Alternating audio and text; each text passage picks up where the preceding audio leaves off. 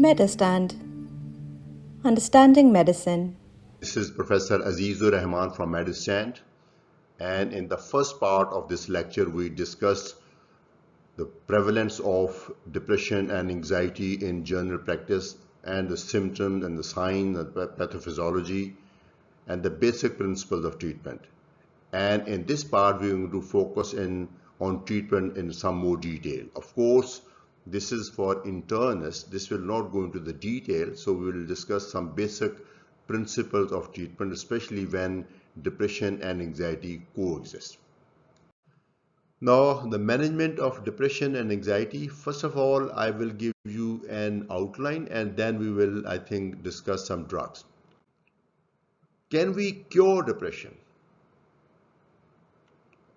Probably not, because we do not exactly understand the cause, and the causes are multifactorial.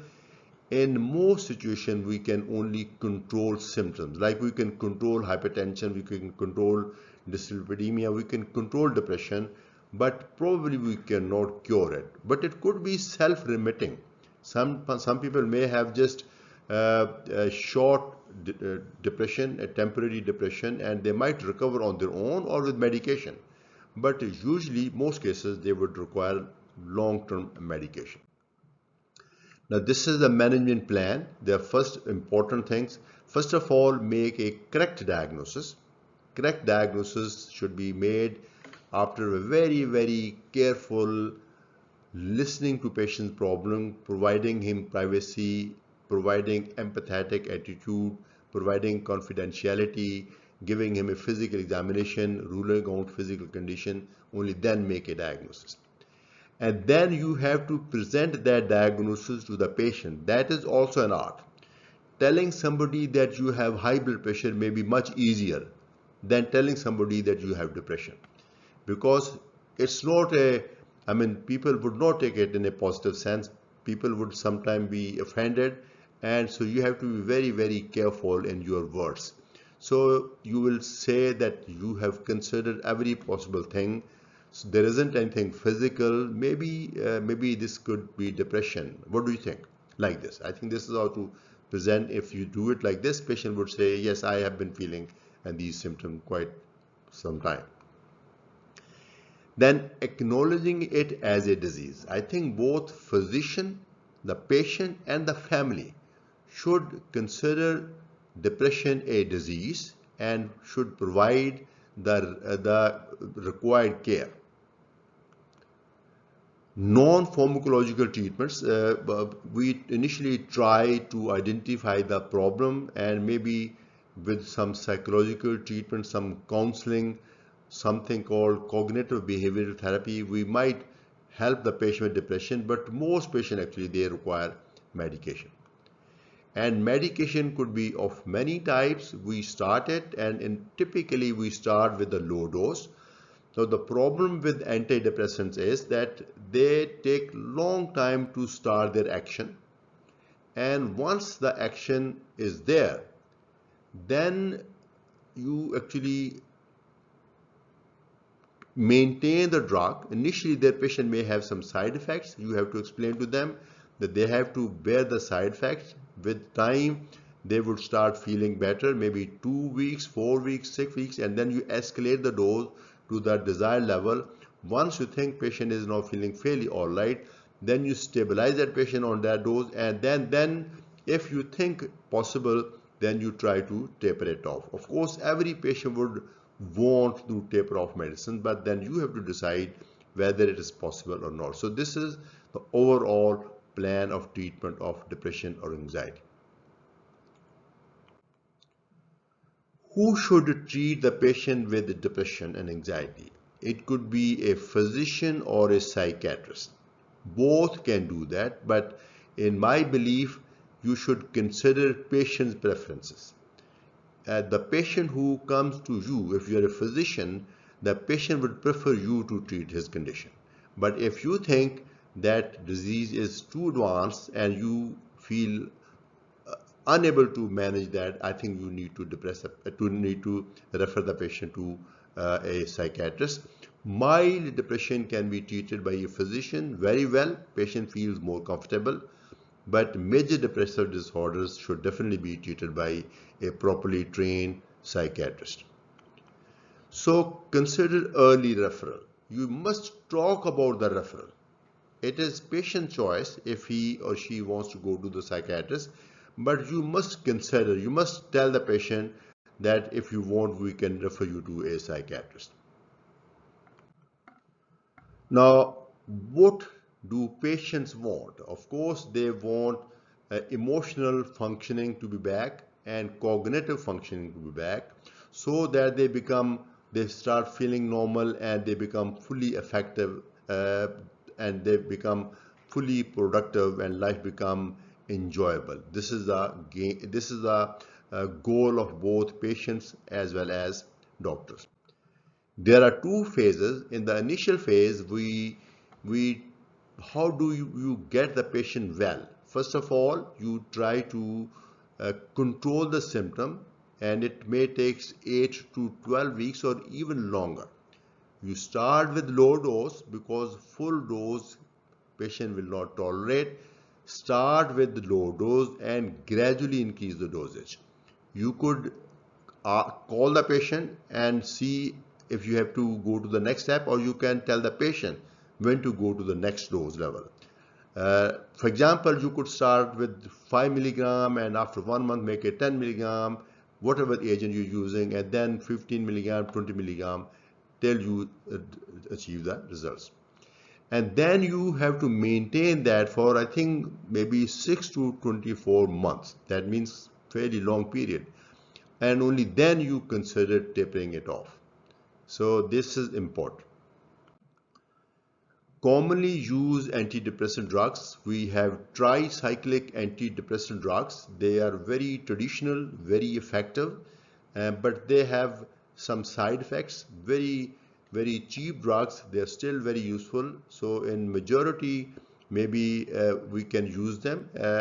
For poor people, one of the major side effects is sedation, and patient will feel drowsy.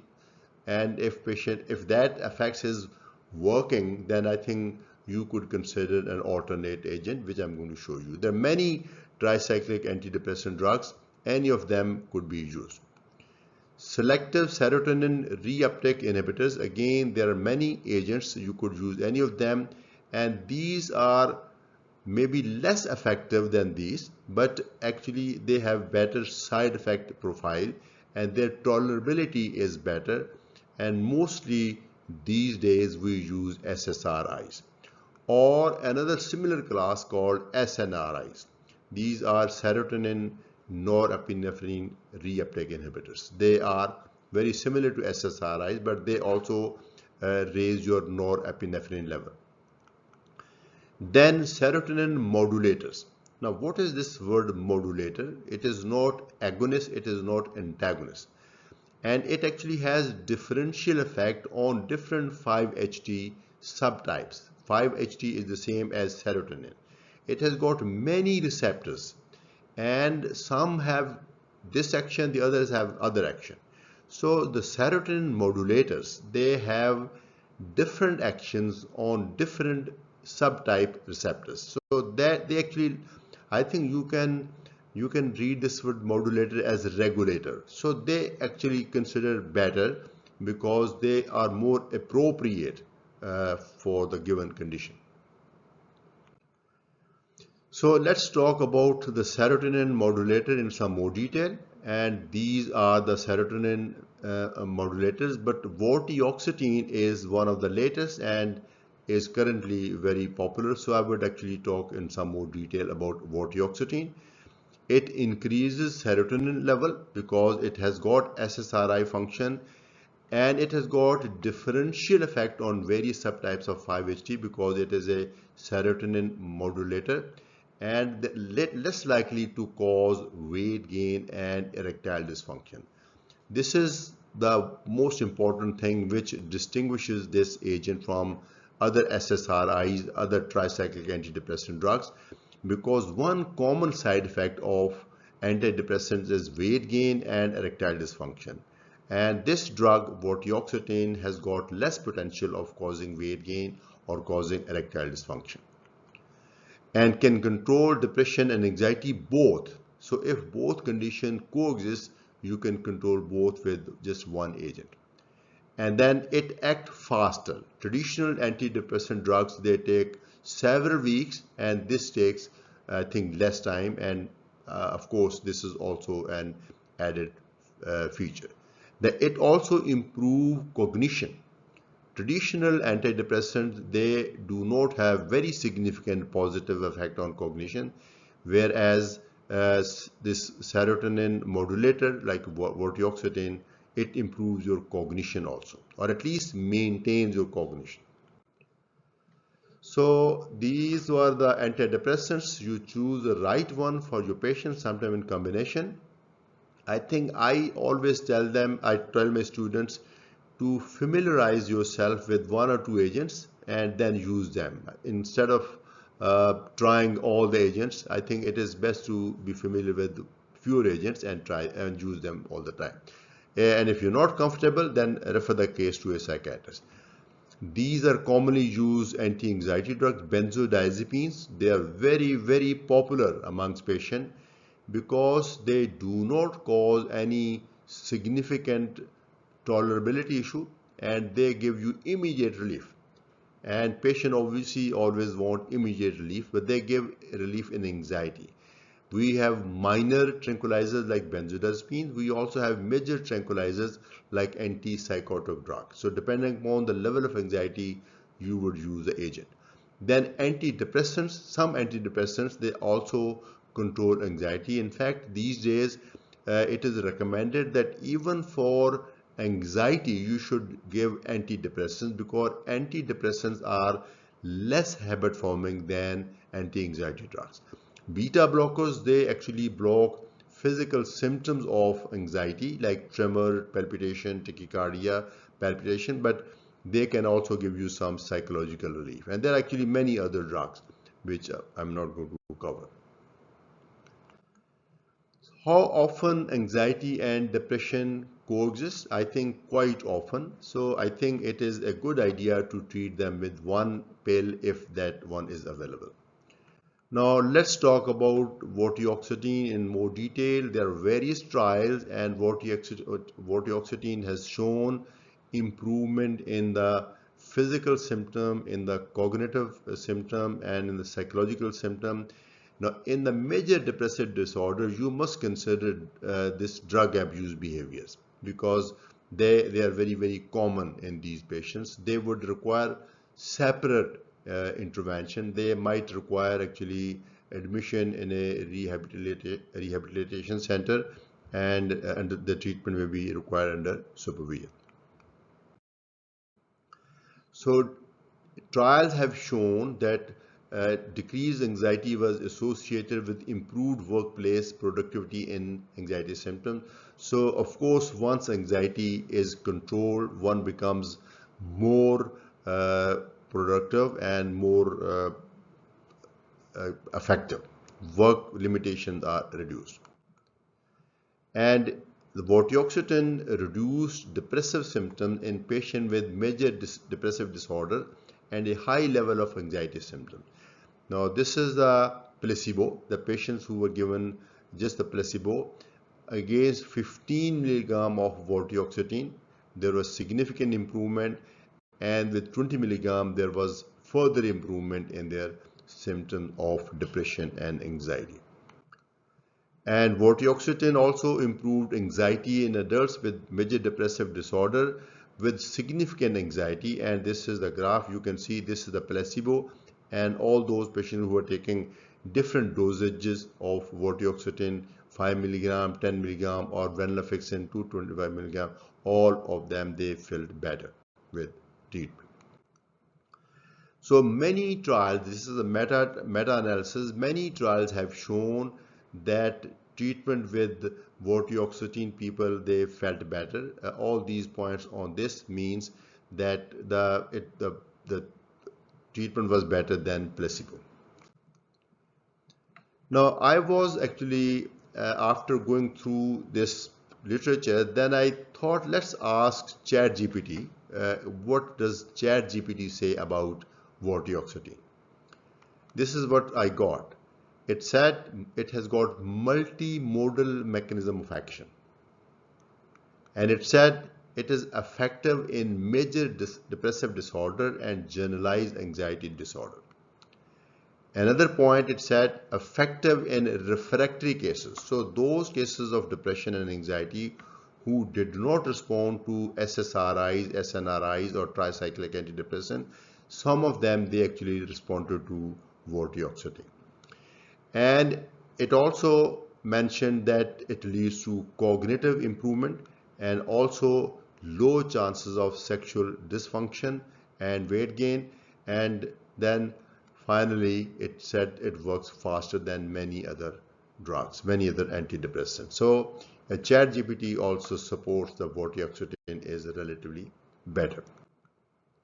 Summary: depression and anxiety are common conditions in general medical practice. Patient would consider them to be physical in nature, but it is you who has to decide if the symptoms are due to some physical condition or these are depression or anxiety, then you will treat them accordingly. Empathy and patient listening are key to the diagnosis. If you take patient's interview in a hurried way, then I think your patient is not going to give you the right information and you will never reach the right diagnosis. So provide very private environment, show empathy, develop rapport with the patient. Only then the required information will be given to you. Many antidepressants are available. Familiarize yourself with few and use them frequently.